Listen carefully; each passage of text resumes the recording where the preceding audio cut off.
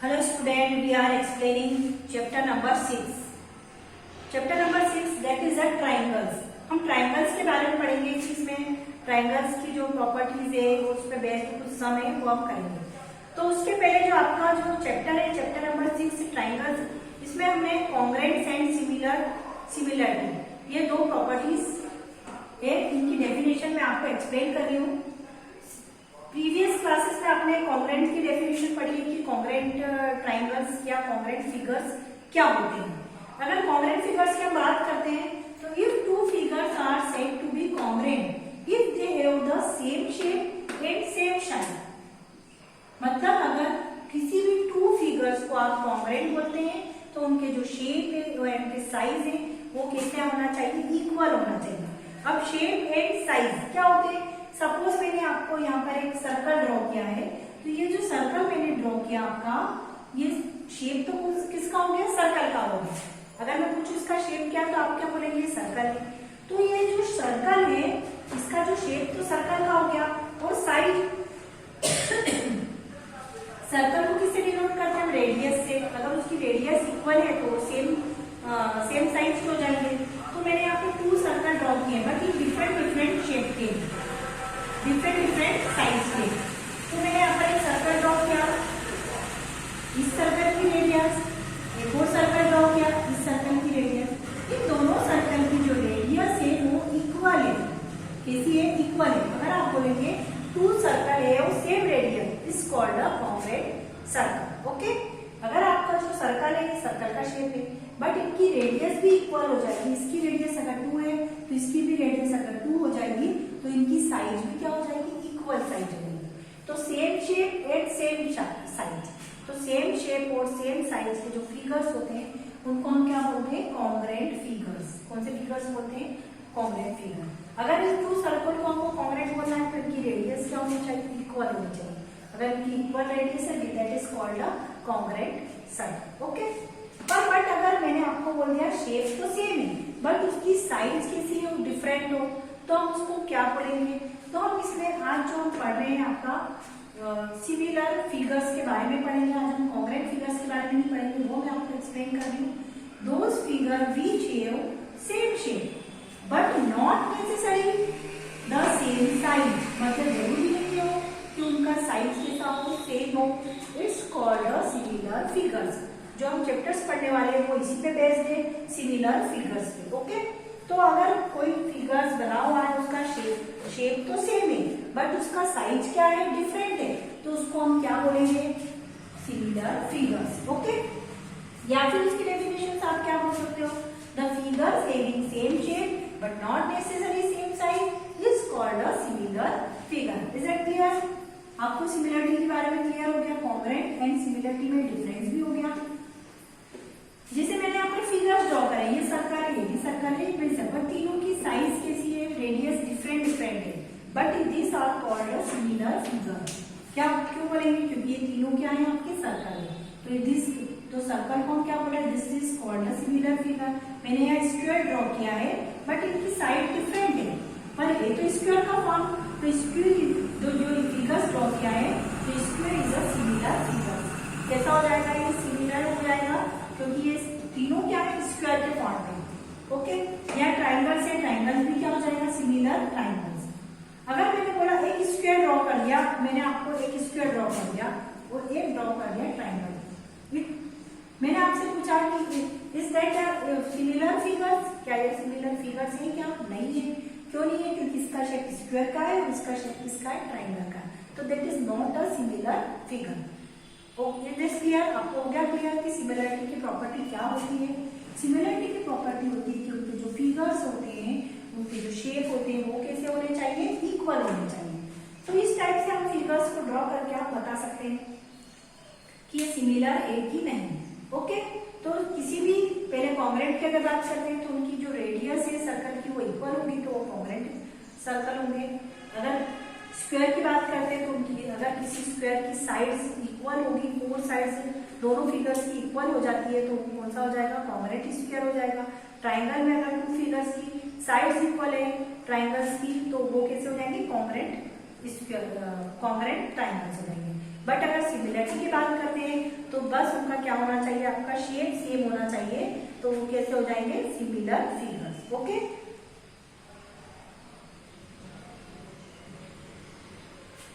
अब अगर हम बोलते हैं कि जितने भी कॉन्ग्रेंट फिगर होते हैं वो सिमिलर भी होते हैं, all congruent figures are called similar, but all similar figures are not congruent. सभी सिमिलर फिगर्स को हम कॉन्ग्रेंट नहीं बोल सकते हैं, क्योंकि उनका शेप तो सेम है बट साइज क्या हो जाता है, डिफरेंट हो सकता है। ओके, तो आप क्या बोल सकते हैं, all congruent figures are similar but all similar figures are not congruent. Okay, all squares are similar, जितने भी स्क्वायर्स होते हैं वो कैसे होते हैं, सिमिलर होते हैं, but all equilateral triangles are similar, जितने भी इक्विलेटरल ट्राइंगल्स होते हैं वो भी सब कैसे होते हैं, सिमिलर होते हैं।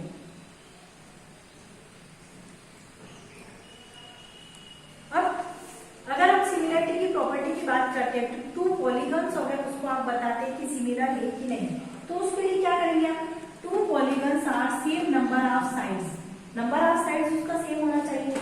जैसे मैंने एक ये पॉलीगन है स्क्वायर, इसकी साइड 1 2 3 4 1 2 3 4, अगर इस 4 या ट्राइंगल की बात करें 1 2 3 1 2 3, मतलब अगर इसकी बात करते हैं तो उनकी साइड्स कैसी होनी चाहिए, इक्वल होनी चाहिए। तो two polygons are same number of side are similar, अगर टू पॉलीगन्स है उनकी सेम नंबर ऑफ साइड्स है तो उनको पॉलीगन्स कब बोलेंगे, सिमिलर कब बोलेंगे हम, if similar if all the corresponding angles are equal, उसके जो करस्पॉन्डिंग एंगल्स है वो कैसे होने चाहिए, इक्वल होने चाहिए, and all the corresponding sides are in the same ratio, जो उसकी करस्पॉन्डिंग साइड है वो भी कैसी होनी चाहिए, सेम रेशियो में होनी चाहिए या प्रोपोर्शन में होनी चाहिए। जैसे हम अगर फिगर की बात करते हैं, जैसे एंगल ट्राइंगल ड्रॉ किया मैंने आपका, एक क्या ड्रॉ किया मैंने आपको, ट्राइंगल ड्रॉ किया है।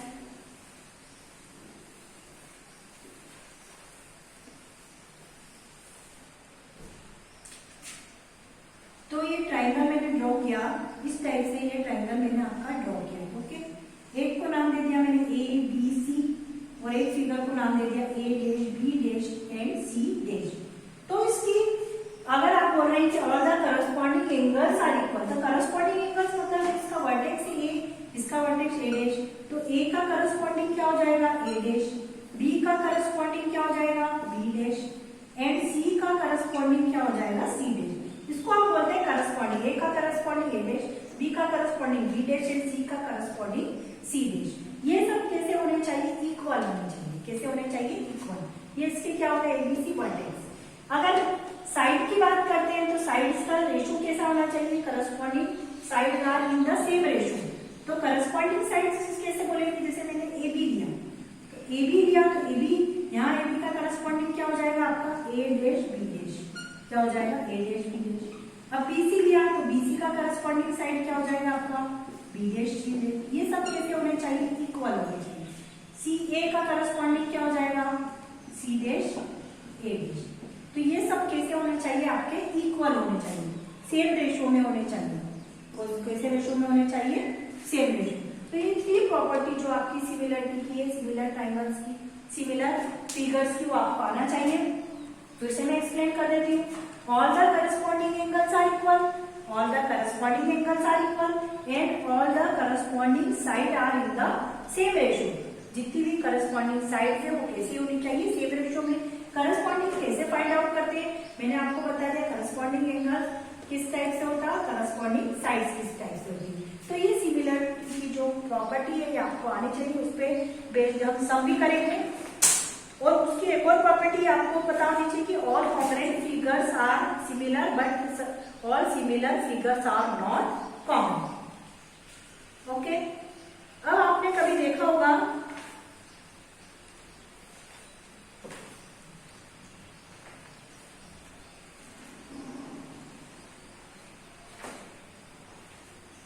Can you guess how heights of mountain, आप माउंटेन की जो हाइट से उसकी जो हाइट है उसको गेस कर सकते हैं क्या, और डिस्टेंस, सम लॉन्ग डिस्टेंस या फिर उसकी किसी ऑब्जेक्ट से जैसे मून से या किसी से डिस्टेंस फाइंड आउट कर सकते हैं क्या। कभी आपके माइंड में ऐसा आता होगा कि हम उसकी डिस्टेंस या हाइट कैसे फाइंड कर सकते हैं। Can we measure directly with the help of measuring tape, क्या हम उसको मेजरिंग टेप की हेल्प से वो उसको मेजर कर सकते हैं? नहीं। In fact all this height and distance have been find out using the idea of indirect measurement. मतलब हम जो इनडायरेक्ट मेजरमेंट फॉलो करना पड़ता है माउंटेन की हाइट्स को या मून की डिस्टेंस को फाइंड आउट करने के लिए, which is based on the principle of similar of triangles. तो ये जो बेस्ड होते हैं ये किस पे बेस्ड होते हैं? प्रिंसिपल ऑफ सिमिलर ट्राइंगल्स पे। ओके, तो इस टाइप से इसलिए हम सिमिलर ट्राइंगल्स को पढ़ रहे हैं। इसमें बेस्ड बहुत सारे सम है आपकी बुक में जो हम सॉल्व करेंगे।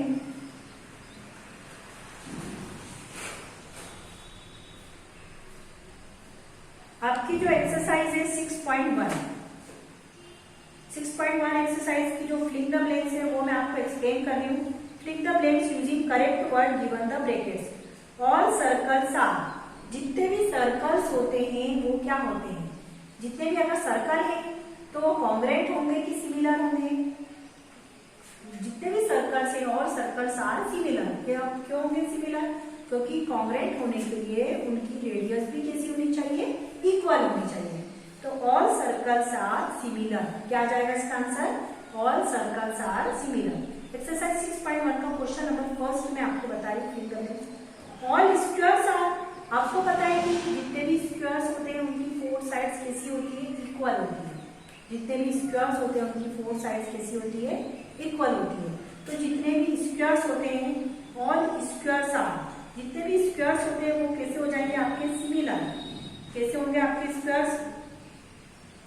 ऑल स्क्वायर्स भी क्या हो जाएंगे आपके? सिमिलर, क्योंकि स्क्वायर्स का जो शेप है फोर साइड्स होती है, वो फोर साइड्स उनमें सब में कैसी होती है? इक्वल होती है।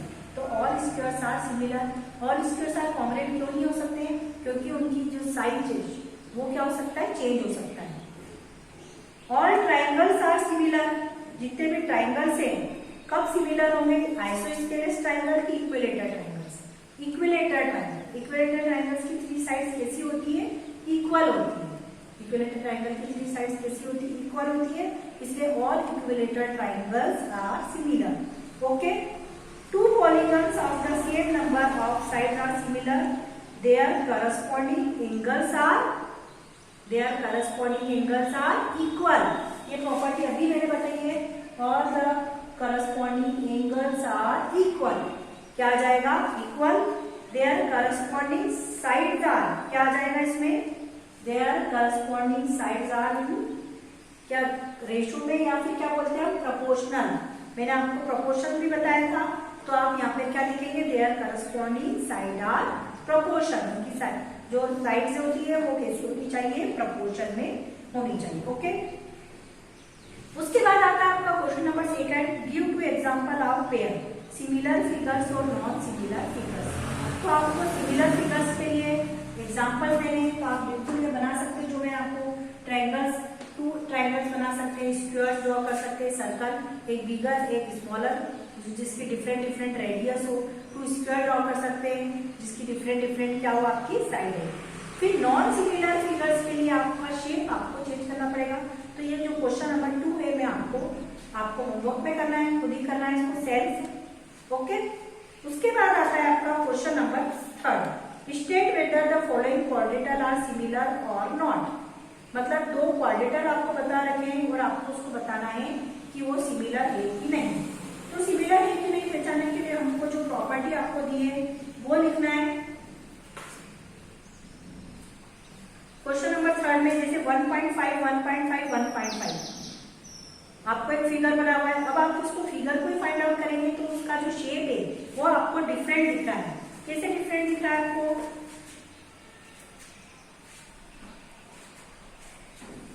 क्योंकि एक तो आपको स्क्वायर फॉर्म है और एक क्या आपका पैरेललोग्राम टाइप फॉर्म हो रहा है।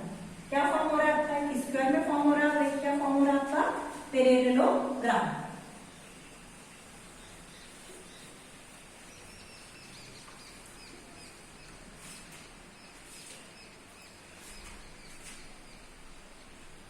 ये इस टाइप से फिगर बना हुआ। मैंने आपको क्या बोला था? शेप सेम होना चाहिए, बस इसका शेप क्या आ रहा है आपका? डिफरेंट शेप में आ रहे हैं। कौन से शेप में आ रहे हैं? इसके डिफरेंट शेप में ये आ रहे हैं।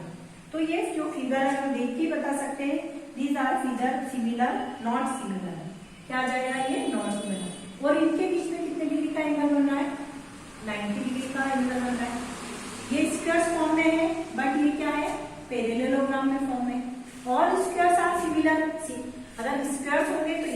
क्या होना चाहिए, स्क्वायर फॉर्म में ही होना चाहिए।